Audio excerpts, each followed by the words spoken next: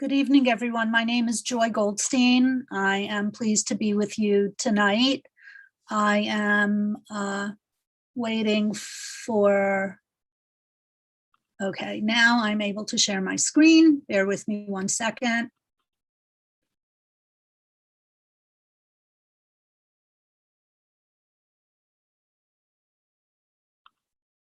Okay.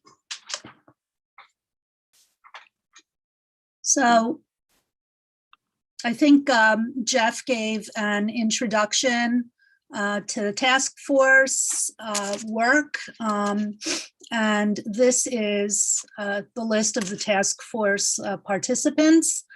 The goal of our study was twofold. It was to conduct qualitative and quantitative research in order to gain an understanding of the perceptions and concerns of the Savannah community, and to support the Federation as it launches a strategic initiative to develop a roadmap for the next few years. And our study consisted of 3 phases. There was exploratory research, where I learned about your great community. We then conducted in-depth interviews with a diverse group of 35 key participants. From there, we developed an online survey and launched it. And the purpose of today's presentation is to review the findings of that online survey. We had 432 responses. which was a great response. It is about 11% of the Savannah Jewish population, which is estimated to be 4,000 people. And the methodology that we used was a survey using a blind anonymous link. Those of you who participated know that. It was mailed to the community through various strategies, standalone email blasts from the Federation, email blasts from Mikveh Israel and Agudath Achim, emails to various groups such as the board, the JEA board, PJ Library, and so forth, individual outreach to contacts, and Facebook posts. And respondents were incentivized to participate by offering entry into a drawing to win one of 6 prizes, including a $500 Amazon gift card. And we had 142 respondents enter the drawing. So I do want to note that it was a relatively long survey, 32 questions with multiple matrices. We had hundreds and hundreds of data points. This was an opt-in survey, meaning when the link was opened by someone, they decided whether they wanted to participate in the survey. Usually what we see is that participants in opt-in surveys are strongly engaged in the community and somewhat engaged in the community. That's largely who we have among our participants.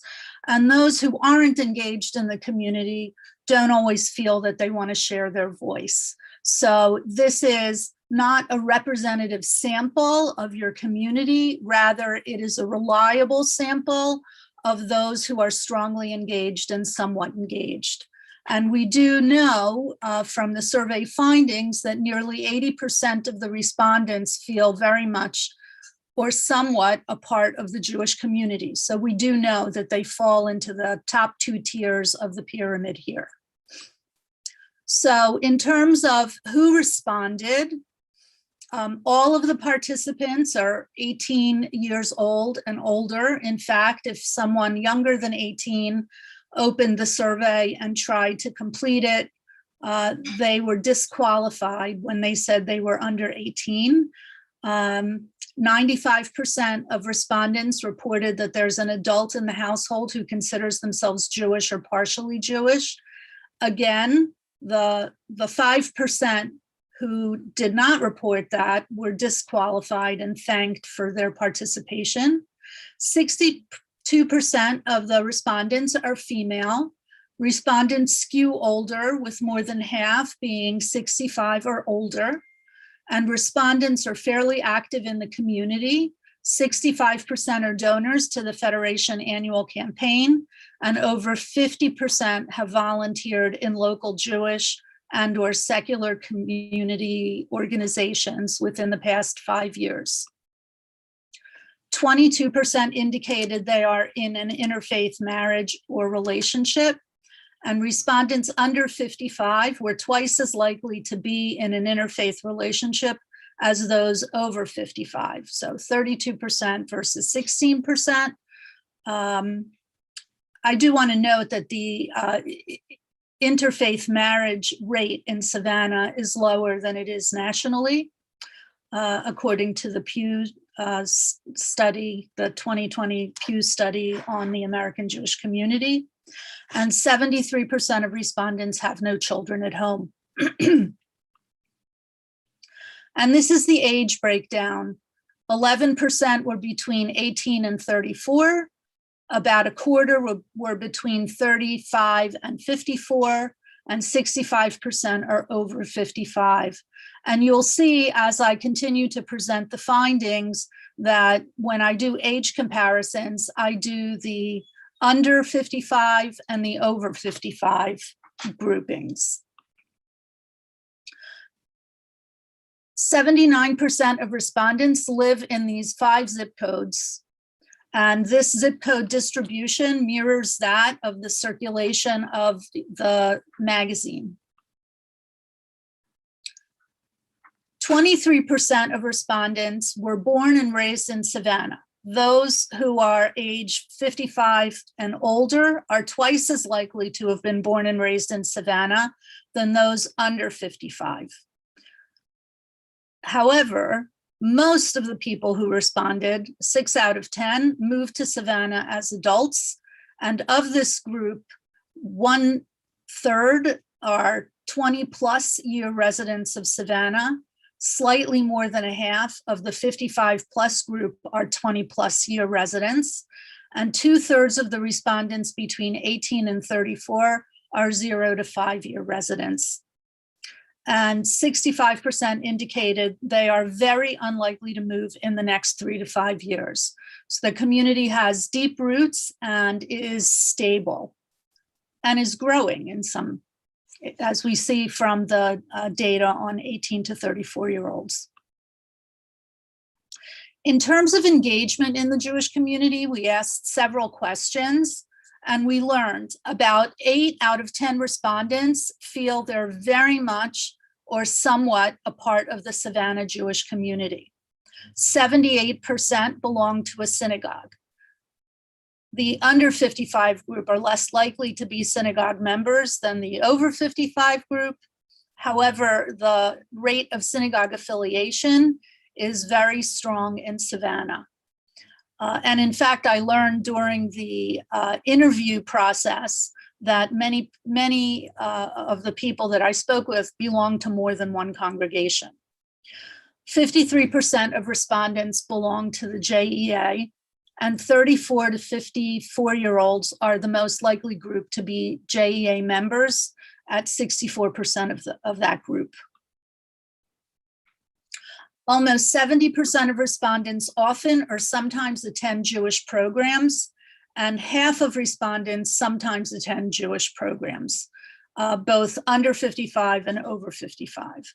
But we see that attendance at these programs skews to younger people, in that 1/4 of the younger age group often attends Jewish community programs, while more than 1/3 of those over 55 rarely or never do.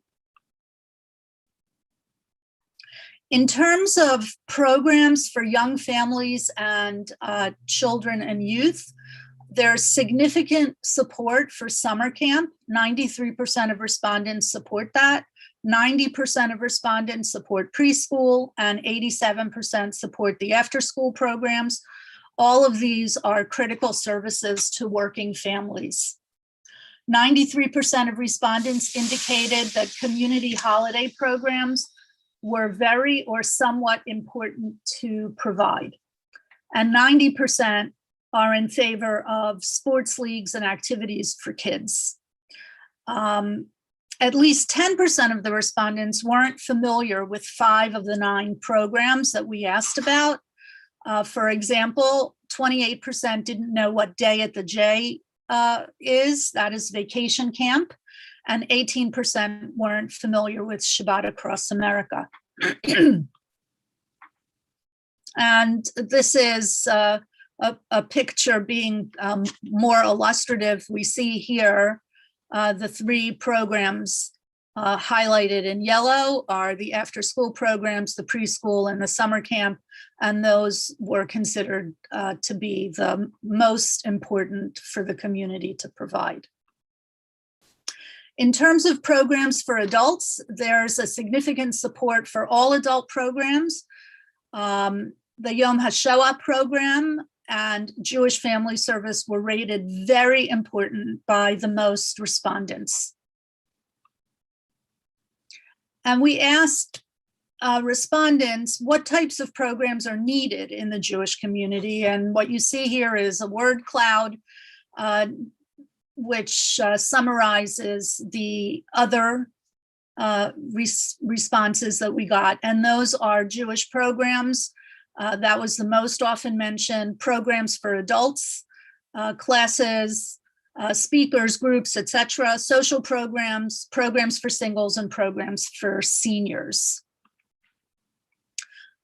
In terms of why people don't attend programs, those who said that they rarely or never attend programs were asked, why don't you attend those programs? And we see that there's a difference between the age groups in terms of why they don't attend. So respondents under 55 are twice as likely to say they're too busy. They're twice as likely to say they don't like the Israel focus of some programs, and 1.5 times as likely to say they don't hear about the programs or that it's too expensive to belong or attend. Those who are 55 and over are twice as likely to say the topics don't resonate for them, that it's not their priority to support the organization, or that they don't like going out. We also asked about connection to Israel. 80% of all respondents are very or somewhat attached to Israel. And 57% of respondents aged 55 plus are very attached to Israel, but only 4 out of 10 of those under 55 feel the same level of attachment. This is not a surprising finding, and in fact reflects what we see in Jewish communities across North America. We also asked about concern about anti-Semitism locally and nationally. And what I included here is a recent study by ADL showing that 77% of those who were surveyed said they were concerned about anti-Semitism in the United States. So in Greater Savannah, 8 out of 10 respondents are very or somewhat concerned about anti-Semitism. And those who are older are twice as likely to be very concerned about anti-Semitism locally. Interestingly, 95% of respondents are very concerned or somewhat concerned about anti-Semitism in the United States, and that's a substantial increase over the concern locally. And 88% of respondents ages 55 plus and 64% under 55 are very concerned about anti-Semitism in the United States. So the bad news is we're concerned about anti-Semitism in the United States. And the good news is that people feel more safe in Greater Savannah than they perceive the rest of the United States to be. And we see on these two charts, this being the Greater Savannah chart, and here the US, you could see in terms of very much concerned what the difference is. I think it's pretty stark. We also asked about the perceptions of respondents about the Savannah Jewish Federation. So overall, the perception of the Federation is strong. 65% are donors, and the age of donors skews older. But you do have more than 40% of those under 55 who responded made contributions. We asked the question, how does Federation add value? And 70% feel the Federation adds value to a great extent as a fundraiser, 65% in conducting outreach to the Jewish community, and more than half in fostering connection between Israel and global Jewry, fostering a cohesive Jewish community locally, and adding value as a grant maker. Less than half feel that Federation is somewhat effective in its outreach to the general community. And I'll speak more about that when I get to the recommendations section. We also asked, what should Federation fund? And there's almost unanimous support for funding local Jewish education and engagement, 98%. It's a remarkable level of support. And local human service needs, 93%. Again, very strong level of support. And while 81% rated Israel and global Jewry needs very or moderately important, the chart actually shows that respondents aren't supportive to a high level of Federation funding those areas. And so you see here, it's very important. I looked at these two figures, very important and moderately important for local Jewish education and engagement. Again, almost everyone for local human service needs, but you can see that we have less support overall for Israel and global Jewry needs.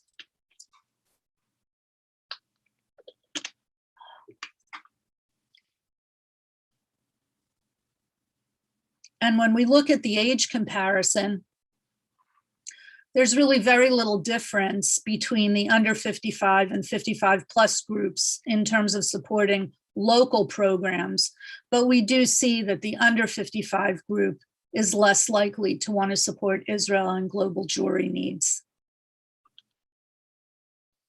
We also asked several questions about leadership and volunteerism. And I have to say, I'm very impressed with the responses of the community in this area. Approximately half indicated that in the last several years, they volunteered in a leadership capacity in a Jewish or secular organization. Respondents under 55 were just as likely to have served on a board as those in the older group. And respondents most often volunteered at their synagogue, federation, or JEA. And in addition to those three organizations, respondents held leadership positions in 70 Jewish and secular organizations in Savannah. So that, I think, is a remarkable breadth of support that the Jewish community has for the Savannah community. What motivated volunteers to take those leadership positions? So most often they wanted to give back. They wanted to help their community. That's about 3/4 in each of those categories. A majority volunteered because the mission resonated with them or they had a personal connection to the organization. And about 1/3 said that they were motivated by the organization's leadership or to maximize their impact. So overall, what we see is that respondents took these leadership positions for altruistic reasons. They needed me. It's important to provide for future generations. Only 6 to 10% of respondents volunteered in order to strengthen their own leadership skills, grow their network, or raise their professional profile. So those who said that they didn't volunteer were asked why. And so that's why we have an N of 176 here. Those who did volunteer did not see this question. So 40% of those who didn't volunteer indicated that they hadn't been asked. About 30% feel they don't have the time or don't want the responsibility of being a board member. And 20% are concerned about the financial obligations or feel that they don't have skills. And in terms of the difference between the two age groups, 59% of respondents under 55 report they don't have time, as compared to 14% of those 55 and over. So it's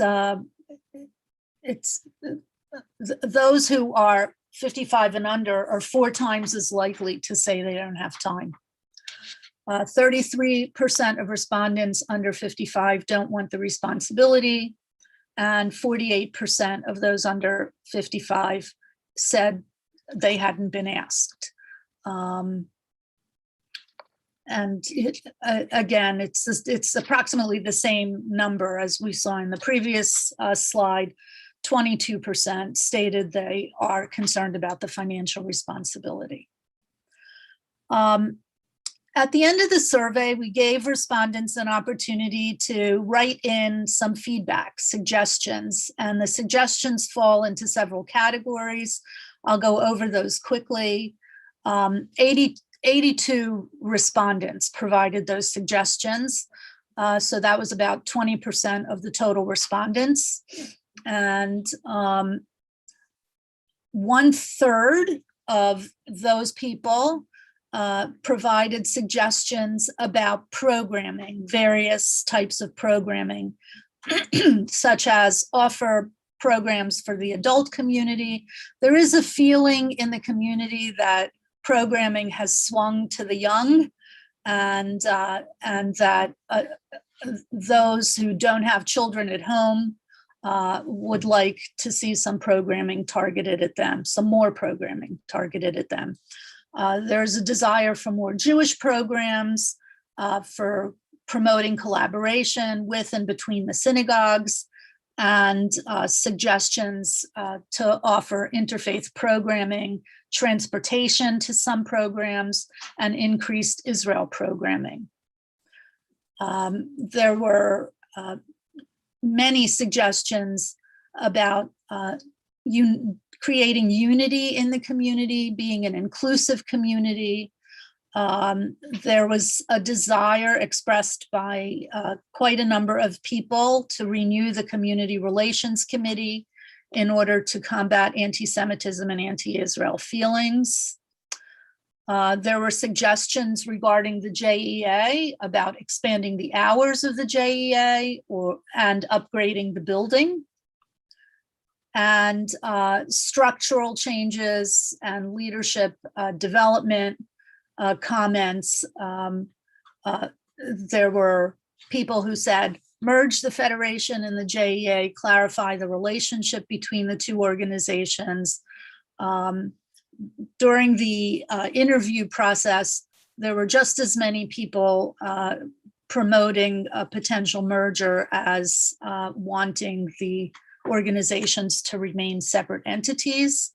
And there were suggestions to broaden and strengthen leadership opportunities, to conduct outreach and have a welcoming culture, and to have more communications from Federation and JEA, more PR for both organizations. And then there were several suggestions regarding Federation grant making. And that is the findings of the survey. I can take some questions now if there are any. I'll stop sharing my screen at this moment.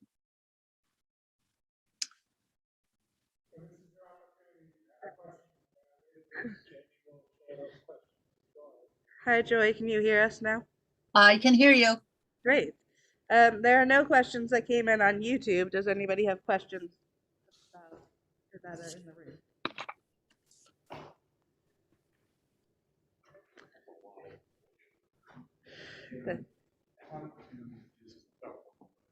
Is there anywhere where we really mirror other Jewish communities, and is there somewhere where The question is, are there any other Jewish communities that we mirror, that we are similar to?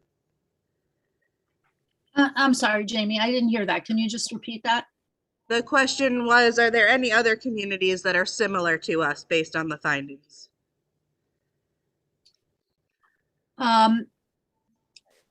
I have to say that in my experience, small communities, Savannah, in the Federation categorization, is considered a small community. And small communities are not often as robust and thriving as Savannah is, and don't often have the resources to undertake strategic initiatives such as this one. So I don't have comparable data from other communities.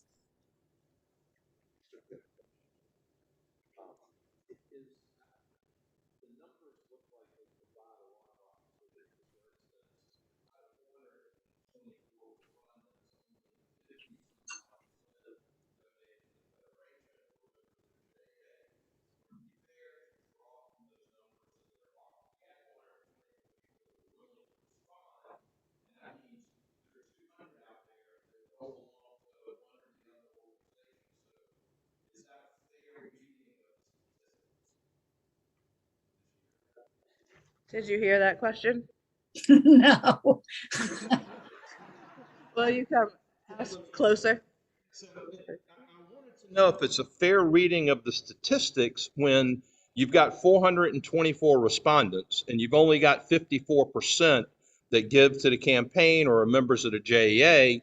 Is it fair to assume that there are a couple of hundred people out there that felt compelled to answer the survey and yet are not connected to either one of those organizations? Are those fair conclusions to draw from the information?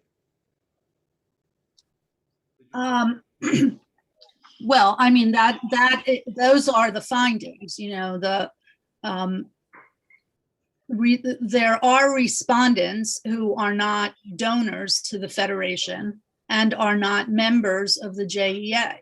And so, you know, I think this is actually positive news in terms of looking at the market, that you have, you know, people who aren't part of your inside group who care enough about the Jewish community to want their voice to be heard. And so I think there's an opportunity in the community to reach out to people successfully. We have a YouTube question. Okay. What will you do with the information now? I think that's a question for Adam to answer.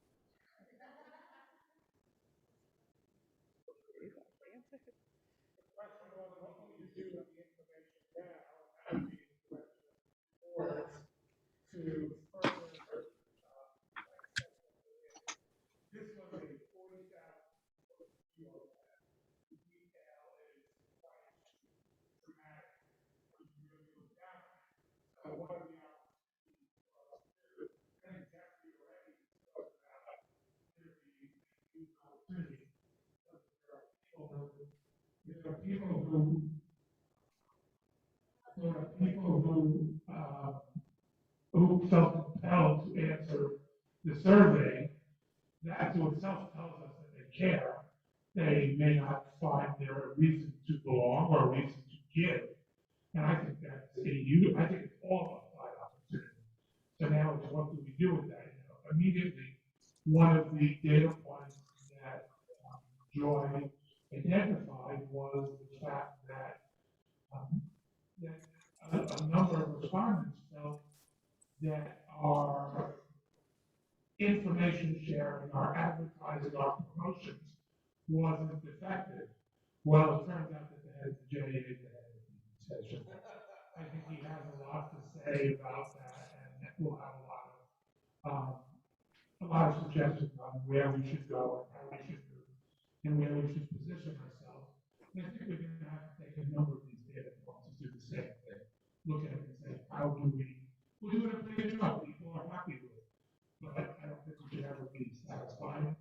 We need to do more than that's what the community's telling us they want. Okay.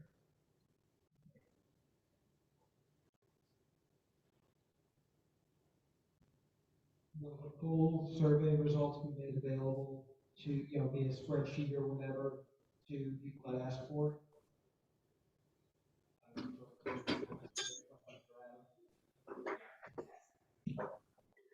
That was easy.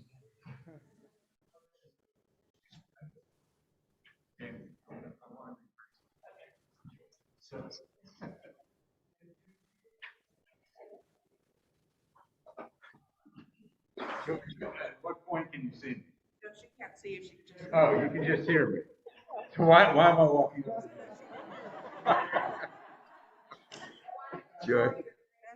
Okay, Joy, now you can see this random weird guy in a mask. I'm so glad you can see me. This is so clarifying now. Okay, so in what ways do the trends in Savannah follow national trends? Not necessarily for our community size, and then in what ways, if any, do we stand out from those trends? That's a very good question. The trends that I will refer to are from the Pew research on the Jewish community. So I think Savannah has a higher rate of affiliation, synagogue affiliation, based on the responses that we got. And again, I do want to note that this was an opt-in survey. This wasn't a demographic survey built on a representative sample of your community. But I think we have a reliable findings. So the rate of affiliation is higher. I think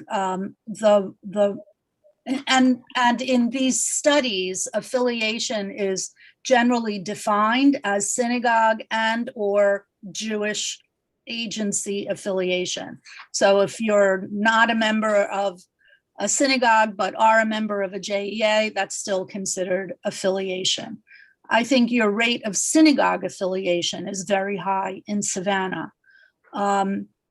We do see that synagogue affiliation in smaller communities is higher than it is in larger communities, but I think you're an unusual community in that regard. And I think that the rate of intermarriage is lower in Savannah than it is in nationally, based on the national studies. So those are, I think, the comparable trends that I would share. Any other questions? I think we are going to get off of our streaming on YouTube so that you can continue with your recommendations to the board.